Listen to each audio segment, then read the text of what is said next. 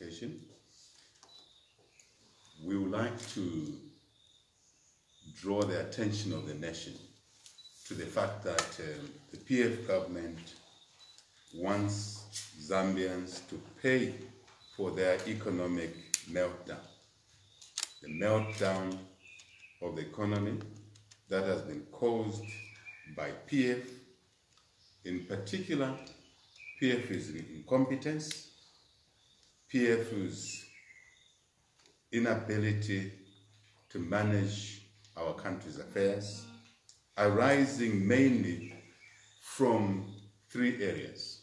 Number one, the over-borrowing that PF has engaged themselves since they came into office against advice that had been given by many citizens, including ourselves. We want PF not to take our country back to a debt trap, to a debt burden, but they did not listen. Number two, the corruption in the PF, excessive corruption in the PF, be it in the road sector, where they're constructing very poor quality roads at a high cost, at a cost unseen in this country before, at a cost unseen in this region before, because we can compare the cost of roads in this country with those being constructed in neighboring countries. And without doubt, the PF is spending more money per kilometer of the road than other countries in the region. Worse still, the PF are claiming that they're building infrastructure in the name of roads. Very poor quality roads. Yet in the neighboring countries, the roads are constructed to high standards at a lower cost because of corruption. The corruption we've seen in the purchase of ambulances, the corruption we've seen in the purchase of fire tenders that have not contained fires, as we have seen recently, the corruption in the agricultural sector, cheating the already distressed farmers, and several other areas that we see in the PF around the issues of extracting money from citizens into their pockets. Just imagine the morality of extracting money from citizens who are already stressed into the pockets of those that are already living lavishly. How cruel can a government be? Only a PF government can be this cruel. Number three, the overspending that we're seeing under the PF. Why is it that they continue traveling at a great cost when we were informed that the austerity measures, so-called austerity measures they've implemented, will include cutting expenditure in areas such as travel? Why is it that the PF pronounce expenditure cuts only to see them spending more? More money which is not theirs, money which belongs to the already suffering citizens of Zambia. The PF wants the youth, distressed youth, unemployed youth. They want the women who are unable to trade and trade to earn enough in markets or elsewhere. And the children who are in school, who are now being thrown out of school. They want the average citizen of Zambia to pay for their failure of leadership.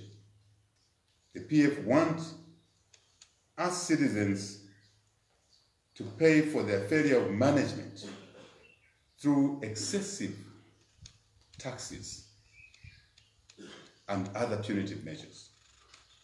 The tax you see on internet, irresponsible tax you see which has been slapped on internet, on WhatsApp, you can call it a levy if you wish. If you wish, it's still a tax. is just one amongst many taxes. These, as you all know, include the already high pay-as-you-earn, the VAT that you pay on most of the goods that you purchase, the road tax that you are asked to pay, carbon emission tax, toll gate levy that you pay for moving to your home from work every day, or going to work if you're working. Every day you have to pay that tax. The fuel levy, and you know the controversial borehole levy that have been introduced. The withholding tax on rentals, taxing widows who have no other money, no other source of income. The ruthless government takes the first opportunity to share in the rental income from a widow who struggled to build that house. A house the government did not contribute in any way to build. But they are saying to this widow, pay us first. TV levy and many others. They want the citizens of Zambia, who they have extracted not less than 90% of all their salary that they earn, or the income that they earn, which money should have been used to educate children, to feed children, and has caused excessive poverty in their homes. PF wants to collect all these taxes, all these levies, to support their expensive lifestyles, to support the corrupt few in the PF. Because it's not everybody in the PF who is enjoying, who is benefiting from this pain that they more, and the chance of getting a job is slim or non-existent at all. Those that are in jobs are underpaid, but also, as we have said already, are having to pay these huge taxes, leaving them only with 10%, if they are lucky, of income to send their children to school, which they can't, to feed their children, families, which they can't, to ride a minibus to go to see the sick in hospital, which they can't, because the minibus fares have gone up, amongst other reasons, because of the high cost of fuel. Everything in the country is unaffordable now. But still, you have a small number in PF wanting to extract more money from citizens. The question we should ask ourselves, how much more can the citizens of Zambia, those who live in this country, those who do business in this country, how much more pain can they bear? I'm sure if each one of us listening to this conversation today ask themselves a question, are they better today under PF than they were just a few years ago under a different government? I bet most of us will answer in a similar way. We are worse off now than we were under a government before PF. So the question is that, at what point will you, the citizens of Zambia, say enough is enough? At what point will you refuse to fund the corruption, to fund the excessive borrowing, which money they borrow they use for consumption, which money they borrow they use to finance projects outside of this country and create jobs outside Zambia? How long will you citizens and those of us, others who live in this country, do business in this country, are willing to allow or watch others spending your money lavishly, recklessly, while you fail to feed your children? That's a question which we Zambians must answer. For me, I think time has come to say no to such a government. no to such a small group of greedy people that are stealing from everybody. And it is at this point that Zambians must come together and work together, hold each other's hands, and say, this we shall not allow anymore. And I believe and trust that citizens will do exactly that. They've done it before in a very, very peaceful manner when they said no to the one-party state in the late 80s, to be specific, 89, 1991. Zambians have always come together as they did at that time. And later on, in 2001, when somebody wanted a third term, Zambians came together and said no to the third term.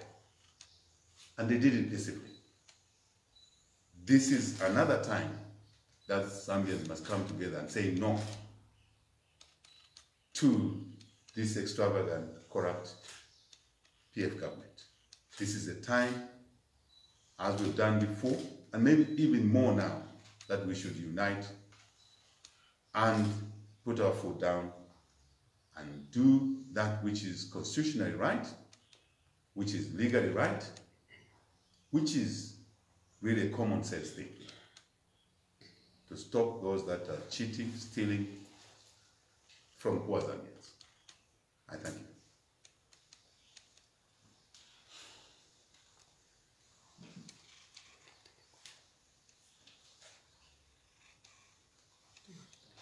Any questions? Do you have any questions, colleagues? Yes, lady. Around this subject, I would like us to agree that the questions must be around this subject. Just to be polite, I think we should leave questions that are outside this address. We can arrange another interview for that. Yes. Politely so. So, moderator, if we can reach consensus on that. I think it's agreed. I know you have a lot you want to discuss. I know you appetize your listeners. So it helps send the message clearly around this subject. Over to you. Yes, Yeah, good afternoon, Mr. President. Afternoon, sir. My name is Oscar Piri from Movie TV. Yeah, on your last point, I don't know if it's a polite way to tell people or Zambians that maybe they should demonstrate peacefully. Maybe if I got it right. Okay. Yes, I've taken note. I will answer. Any other question? You're still finding your question. Sorry?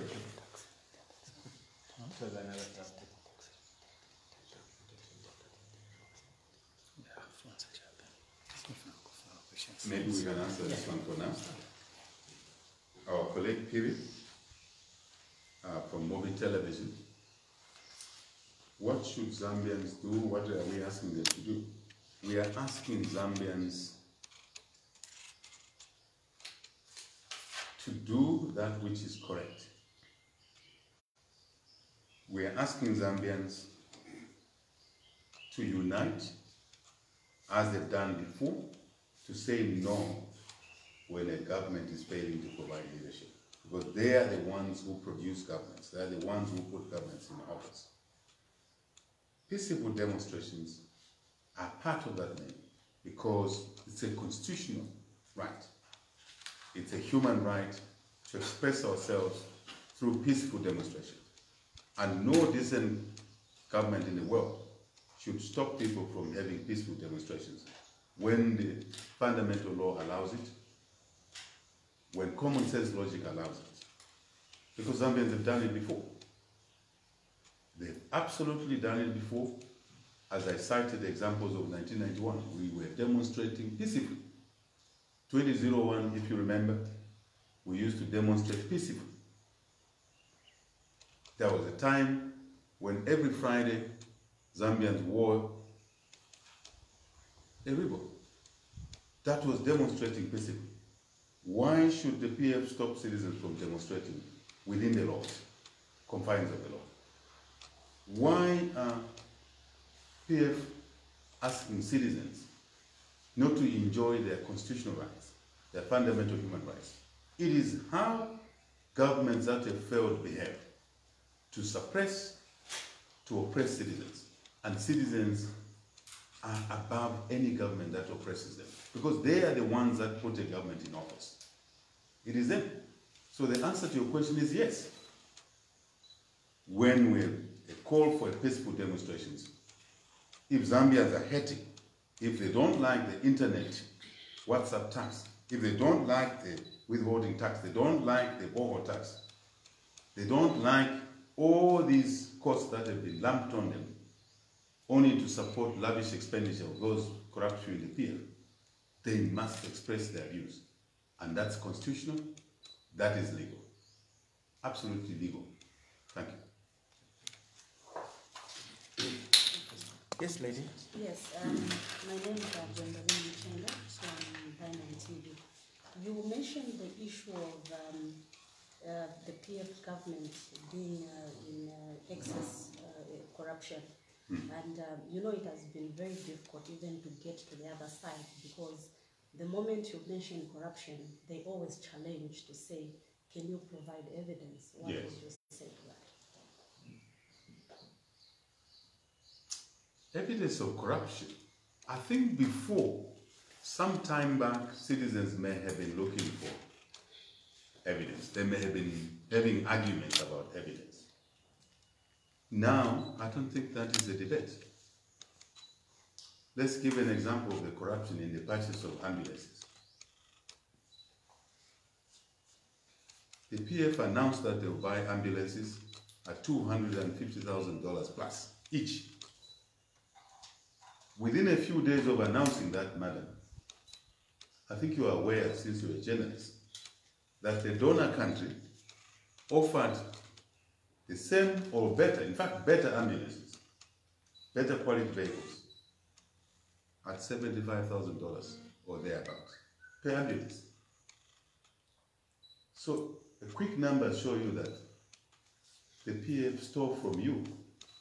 They stole from a marketeer around $200,000 per ambulance. There is evidence. It is clear they kept that child in school. Over $700,000 by buying an ambulance, a fire tender at $1 million each. Should we debate those issues? They themselves, as PF, ended up insuring at the true value, because insurance means you insure a motor vehicle so that if it's damaged, you can replace it. You can buy another one. And they only insured these fire tenders for $250,000, which reflects the true value of each fire tender. So where is the 700,000 plus gone? Stolen through corruption. That's the money that should have sent a child to school. That's the money that the PF should have funded a better maize price to the farmers that are suffering. That's the money that they should have built markets with clean water, with toilets, so that we can avoid cholera. That's the money. That is the issue. If it helps you, a third example is the Lusaka-Ndola Road, which is less than 350 kilometers. And the PF is spending $1.2 billion on that road. How is that evidence? I said earlier, countries in the region are building better quality roads at a lower cost. Zimbabwe is going to build a road from Bay Bridge to Chirundu, our border post here, a distance of around 1,000 kilometers, and they'll be spending $1 billion. So if you compare, you are saying that basically Zimbabwe is spending $1 million per kilometer, isn't it?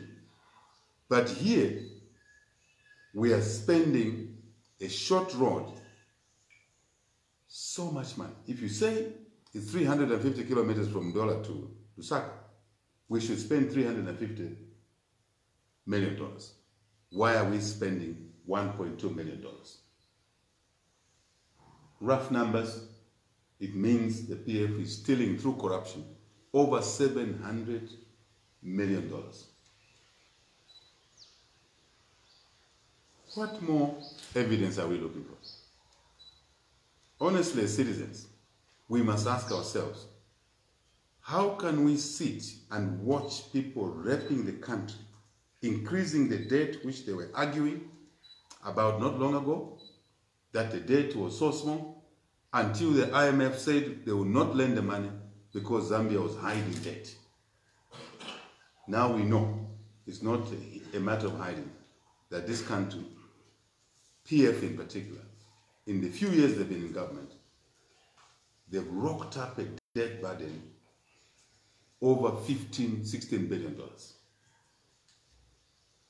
Now it's common knowledge. But why were they hiding the debt? Because they were trying to cheat you citizens. They are not just cheating you citizens, they are cheating the international community that is supporting Zambia. Now, how can you have a government like that blatantly in daylight they're telling lies? They're stealing from citizens. They're even stealing shamelessly from unborn children. They are leaving the country with a debt burden, my friend, that even when a decent government takes office, the anchors upon which to construct the economy will have been destroyed. I think I've given enough examples. You want more examples? We can discuss. But I think I've given enough examples.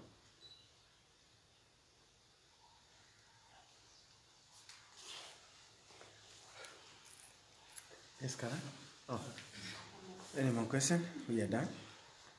I don't know if this question can make, where the minister said they are losing 22 million US dollar on WhatsApp, because people they use WhatsApp calls and Facebook.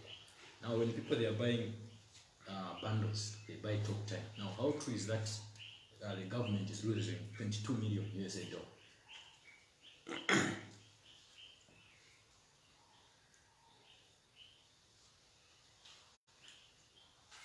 Yeah, look. If you watched that particular minister talk about this tax or levy on internet WhatsApp, you can actually read between the lines that there is a joker. There is a big joker. Not actually just a joker, but an abusive individual. There is a so-called cabinet. You sit there, you introduce a levy on internet, WhatsApp. People buy bundles. They're not given bundles free of charge. They buy bundles. It means they've already paid for those calls. And now, how is it that they can say they're losing $22 million? They're losing from who? The issue is that they are saying they would like to earn an extra $22 million to steal. They would like to earn extra money from you and I to spend lavishly. That is the complaint. But she was masquerading and hiding it like they are losing money. They're not losing money because citizens are paying for the internet calls because they buy bundles already. And in there are taxes that sit already. That's why I was outlining to you the taxes that we are paying already.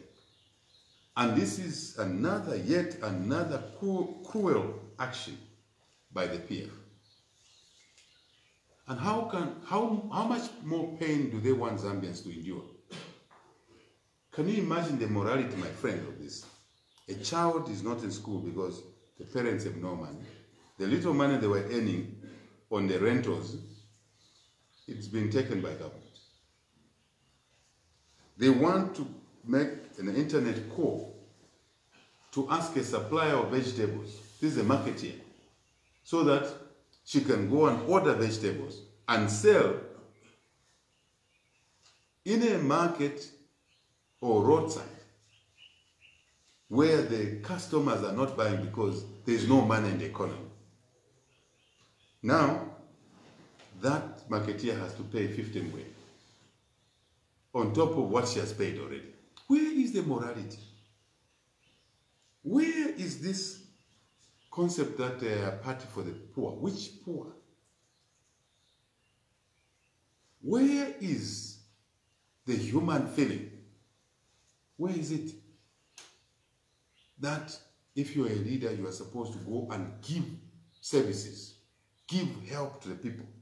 In the PF, we've seen the reverse of leadership, where they seek leadership to go and steal, to go and take from the people every single day. Zambians, reclaim your country. Zambians, you are the ones that need to be saved. You should not be saving politicians. Politicians must save you. But under the PF is the reverse.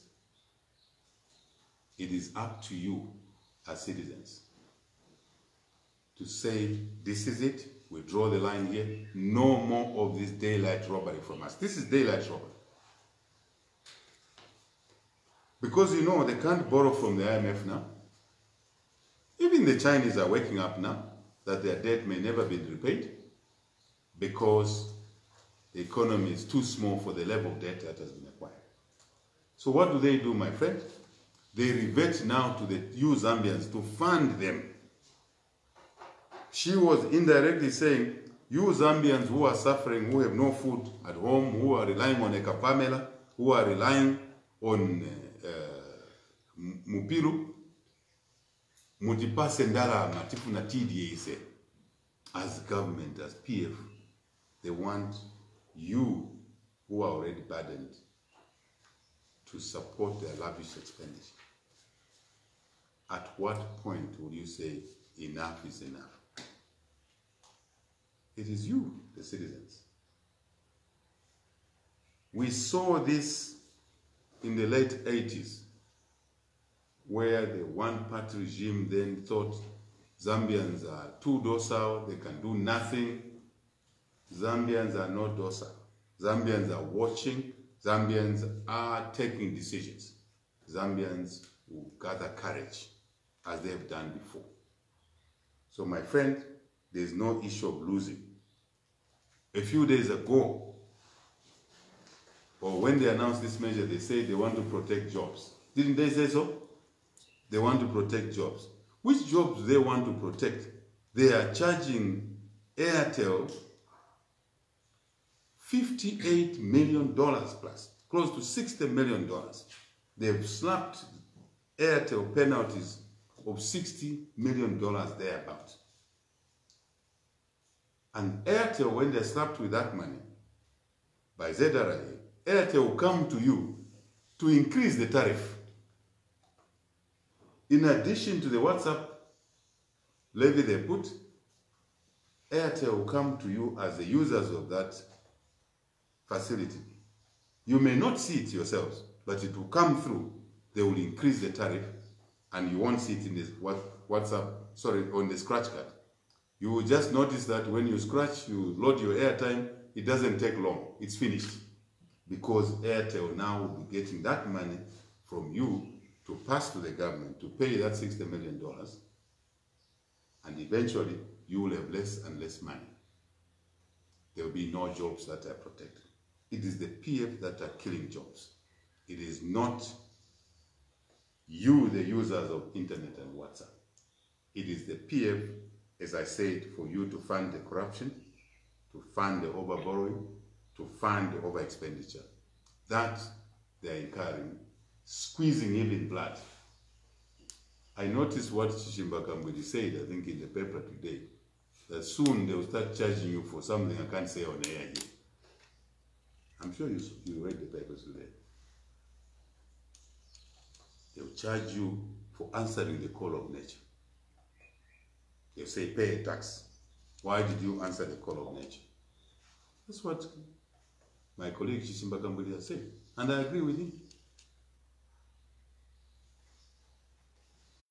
If you take a glass of water, We have paid for the water already. Soon they will introduce a tax, a levy to say, for the act of drinking water, we would like you to pay the PF government.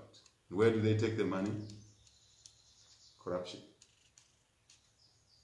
For their children only to live well when your children and your future is gone. That's a call to the people of Zambia. We did warn the people of Zambia, we alerted you 3-4 years ago that they will be over-borrowing. You didn't believe us. They called us names. No, HH is bitter. Who is bitter now? HH, who warned you? Who had the vision to see? And those who were arguing, and they've now taken it to a death trap. We said to you that the PF will collapse the economy because they have no plan. They're a clueless team.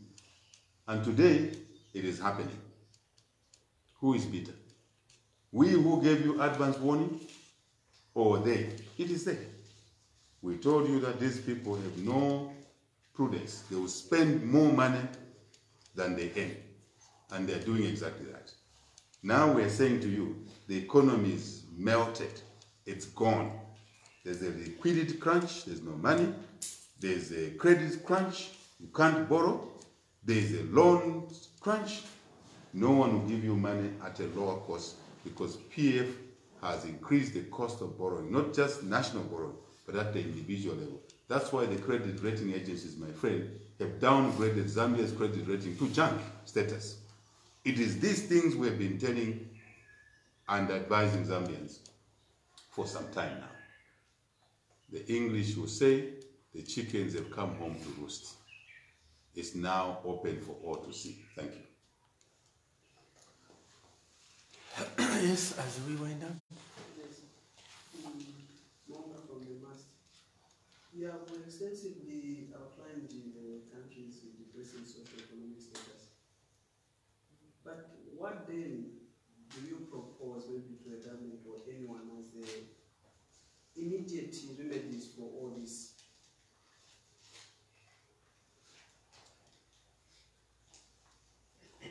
I think the remedies, we've been saying them, Monga, for a long time. For a long time we've been giving remedies. First remedy, don't borrow money. Don't borrow money unnecessarily. Number one, my dear friend Monga. Number two, when you borrow, don't borrow for consumption. Don't borrow to eat the money on the roads, on ambulances, on other areas, because you will never get any return from that money. It will be gone. It's like money you throw in a river, fast-running river, and it's gone. You never recover it. We've given this advice before. When you borrow, number three, do not borrow at a high cost. PF has been borrowing at high cost through the Eurobond. And because they've been borrowing at a high cost, instead of borrowing at a lower cost, at 0 interest rate, at 3% interest rate, they've been borrowing at 10% interest rate, whose yield rates now have gone up. So that is the reason they failed to pay. That's why they asked a visiting Turkish president publicly. Mr. Lungu asked a Turkish president who is visiting that, can you help me pay the $750 million Eurobond? How embarrassing it is. It's even embarrassing every citizen. Mr. Lungu did not know that the Turkish economy was also in a meltdown. You see lack of knowledge, what it does. The price we're paying for having somebody with very little knowledge or interest in managing the affairs of your country. This is the price we're paying. So, it is important for us, we've said it before, that we will not borrow recklessly.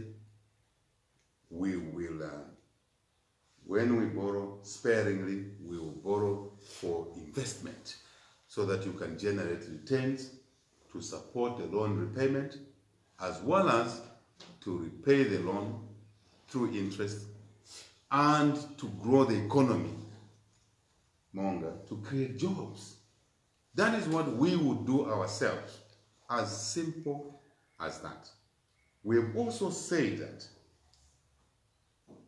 we as UPND focus is to grow the economy by managing our resources properly, by managing agriculture properly, making sure that we ensure that inputs, fertilizer, seed, equipment like plows are provided to farmers at a lower cost. Making sure that the farmers are given a good price. Not 65 kwacha, Monga. I issued a statement on that. That will kill agriculture. Then the PF increased the price by another 5 kwacha and made it 70 kwacha. That is not enough.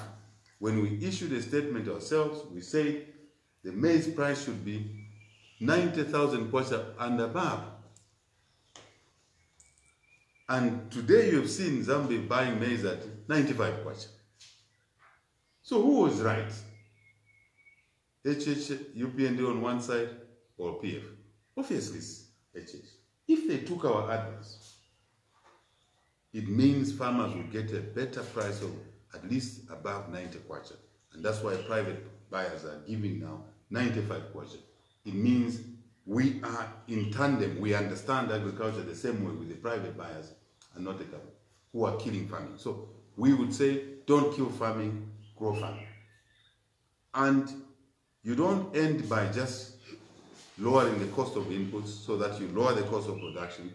You give a good price, as I've said.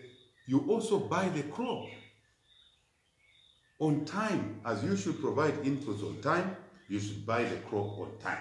Not just maize, but maize, groundnuts, cotton, fodder.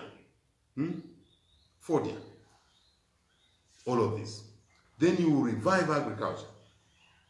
Monga, we've also said, do not sell maize to Congo. Do not sell maize to Malawi. Sell meal to Congo, dear. A value-added product. Sell stock feed to Botswana. Don't sell maize. Sell a value-added product. Why? Because a value-added product gives you a higher return. It also creates the jobs in Zambia. If you sell maize to Congo DR and to Botswana, instead of meal and stock feed, you're going to create jobs in Congo DR. Those are clear recommendations and solutions. We said invest in tourism, lower the into Zimbabwe. You lose revenue. This is what we've been saying for a long time. By lowering the cost of the tourism products, you will increase people who utilize the service, who spend more days in the hotels. By doing that, you will feed more residents in a hotel. You will need more laundry. You will need to buy more food. You will need to buy more beverages. By doing that, you create more jobs in the hotel sector, and the hotel sector will contribute to economic growth. Agriculture will contribute to economic growth. Energy, invest in there, because you get a return. Invest in business overall, reduce the cost of doing business. Once you reduce the cost of doing business, you expect the investment climate to be attractive. And when it's attractive, more investment will come. When more investment comes, the economy will grow, not at 2% as it is now, but it will grow at 6-7%. Then, with that level of growth, you can create a job for the youth. You can send children, including orphans, to school. And with reduction in expenditure, we've said it before, cut government expenditure. But what is government doing? They're spending more. What do you get? You get a crisis like where we are now. Salaries are not paid on time. We said pay workers' salaries on time. Council workers have not been paid, some of them, for June salaries, for July salaries, let alone August. I don't think they'll be paid. You've seen some councillors, some council staff talking on television that they've not been paid their salaries. But the PF are asking for $22 million more to fund their luxuries, to fund their corruption. My friend, when you pay salaries on time, tax citizens less. That's another measure. Reduce the taxes. Reduce the taxes. When you reduce the taxes, homes, households will have more money. You pay their salaries on time. They will be able to send their children to school, let alone buying something from the economy, vegetables. They'll buy meal, they'll buy whatever is on sale, they pay for transport. That is what will help grow the economy and create jobs. Take down the tax burden. There are many other measures we can give you. Cut the size of political government. Reduce the number of ministers even more because they are not productive, they are just consuming. Don't buy new vehicles for ministers. They've just bought a lot of vehicles for ministers. When they are taxing you for internet, then you pay the internet tax, my friend, 50 ngwe. They take your money and go and buy luxury cars for themselves. The questioner, my friend, lower the cost of political government. Cut the number of ministers. Don't buy vehicles all the time. Use that money to support children in school. Use that money to support youth in entrepreneurship projects, and so the youth can get jobs, can employ themselves. Make sure that contracts don't go to foreign companies only. Even to build a small toilet, the contract goes to a foreign company. It means the money is going out of the country. We would like the contracts to go to Zambians and Zambian companies to build clinics, to build toilets in markets, to build markets. We want citizens to have the right of trade in making blocks in this country. Sectors such as raising chickens, producing eggs. Those are sectors that should go to Zambians. When those sectors go to Zambians, Zambians are supported by their government through credit, provide credit, affordable credit. I mentioned to you that because of our expenditure, because of corruption, because of overborrowing, the credit rating has been downgraded to junk. Junk status means you can't borrow money at a lower interest rate. If you can't borrow money at a lower interest, you cannot give money to the youth companies, the women companies at a lower rate. When you don't do that, you don't grow the economy, you don't help households, poverty reigns and rules the day. That's the story of PF. But I think I've given enough measures of what we could do ourselves or what should be done to revive the economy. PF has no capacity, my friends. I know some people are saying give them time. How much more time do you want to give them? How much more time do you want to endure? I mean pain. How many more children do you want to see out of school, out of jobs? How many? How many more people do you want to die because there are no medicines in hospitals? This is the price of keeping a party like PF in office. It's huge. And suffering doesn't select where you were born, what language you speak. Everybody is suffering. Let us unite. Let us work together as a country. Let us not focus on negatives towards each other. Let us focus on how each one can contribute in order to rebuild our country's economy. But that cannot happen under PF. It is impossible. We said so to you many years ago, 2011, 2012. You didn't believe us. I think now you believe us. The test of the pudding is in the eating. You are tasting the sour and painful, bad leadership of peer. Thank you. Yeah. I think we're done now, colleagues. Thank you so much. Did you get the measures, Mom? Yes, Did you get the measures? All of you, did you get the measures? Or it was Japan I was speaking?